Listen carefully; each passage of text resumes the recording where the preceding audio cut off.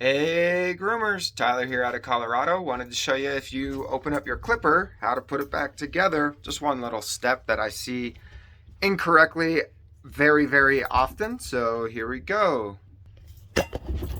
So I just opened up this clipper and the cord was in there like that. That's not how it should go. If you look at the cord, there's a pre-made slit in it. This one's already smushed shut because of having it in there incorrectly, but that is factory designed right there. It's already cut open. See it where the screwdriver is? Not there. It's like a puzzle piece, and it fits in right here. This is the top case. I took this one apart to clean it out, replace the button.